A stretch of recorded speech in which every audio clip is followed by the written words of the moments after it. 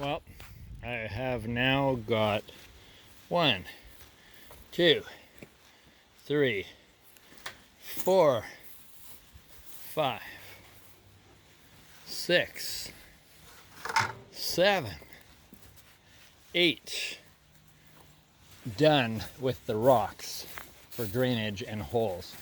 3 left. 1, 2, 3 to do the rocks in, and then I can put bigger pieces of wood and gradually work towards smaller debris, up to about a third, at least a quarter of these buckets. And then the soil comes. Something like Kugel culture or something, I think it's called. Makes me think of lasagna gardening a little bit. There's a few variations. One's probably come from the other. But I'm taking a break because that was a lot. It's friggin' hard. Scooping up rocks is a really awkward, especially when they're not smooth round ones. It takes a certain odd kind of muscle usage to gather them together and scoop them. They always want to fall out of your hands. But I got 8 of them done. I got 3 left, and it's hot, so I deserve a break. So that's what I'm going to do. And while I was doing this, I was contemplating. I've really released a lot of stress and tensions, partly by expressing myself to Doug Sloan's office, the wonderful lady there, Kim, and to others. And I'll tell you, it helps to vent, and it helps to have someone to listen to you, actually care. And I felt like Kim really did care a lot about my situation and so on. Here I am, hidden away, eaten alive. Ooh, whichever bug that is, they got lots of blood in them. Yeah, I always wonder whose blood it is. Just taking a mini break. Yeah. Ooh, yep. Can you see that? Right on my bug screen is this red squished black fly. Ugh, God, it's disgusting.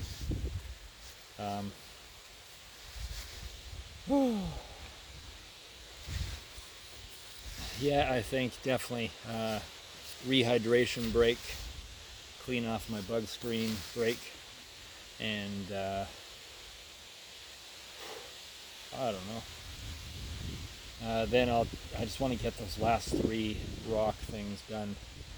And then tomorrow early I go in and get my bank draft for $30,000 for the Lazy Acres place that I get my thing from, and come back, do a few phone calls. What else do I have to do? Oh yeah, I have to contact the municipality about my culvert situation. I haven't heard any updates about the situation inside that I had posted in the previous video. Just got to keep on top of everything, and gradually things get moved along, sorted out and corrected. And as I had mentioned a few times in my little thoughts and vents, overall I do choose is kind of an odd word. I do resonate, and it's coming stronger and stronger with the idea, I do resonate with the frequency and the truth. It's becoming my truth. I have to watch my words, of there being a presence, a something divinely beyond our sandbagged, misconceived reality. Let's say it's a misperception in my beliefs that our limitations are what they are, and I use the term sandbags as a kind of a weighted down, as in, like if you were carrying a pack sack all your life and you didn't know you were carrying it, and you took it off and you'd just be like, oh my god, I feel like I'm lighter than air, I can fly.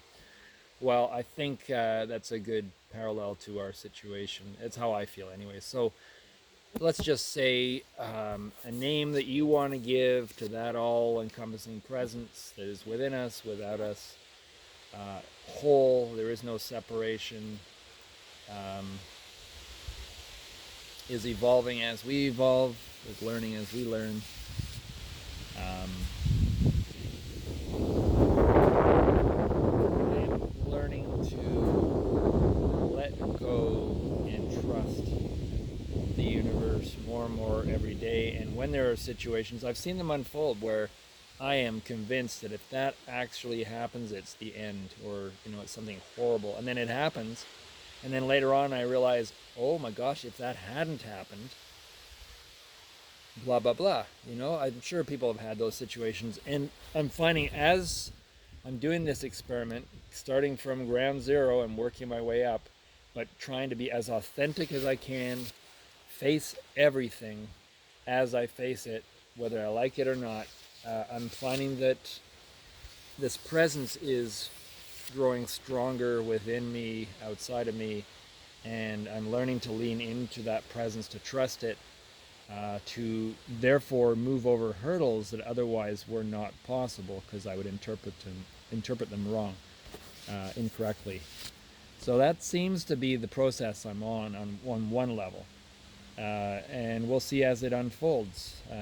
It's an interesting experiment, and I'm liking it. I'm really liking it, and I'll take the simplicity in exchange for that connection. Some people choose to call that God. Some people choose to call that Great Spirit, Pachamama, different aspects of the same thing, I believe. Um, I believe in different consciousnesses of sorts, and awarenesses and things that I can't pinpoint or fully describe. I'm still learning, becoming conscious of. Um, but boy, in my beliefs, my opinion, we are so much more than what we are allowed. You can take that any way you want to take it. Call me a conspiracy theorist. I don't give a fuck. Flying fuck, even. I don't even give a crippled, one-winged flying fuck. Flying in circles fuck. Um, and I'm learning to embrace that, not giving a fuck. And it doesn't mean throwing caution to the wind. It doesn't mean not caring about people in any way. It means letting go of all your insecurities and all those things that hold you back from who you really are. And that's going back to my soul print work. That's what I've always been aimed at doing, is realigning people, helping them find their own connection, their own realignment. It's not something I feel that I'm doing to them. I am setting the environment, the situation that will connect them to their deeper self, for that healing. Our beings want to heal, and I mean heal by going into wholeness. We have been held, in my belief, my opinion, we have been held out of wholeness for so long, most of us not even ever knowing what that is. And it's time, at least for me, I can't call other people's shots, but for me, it's time to end this. This is now.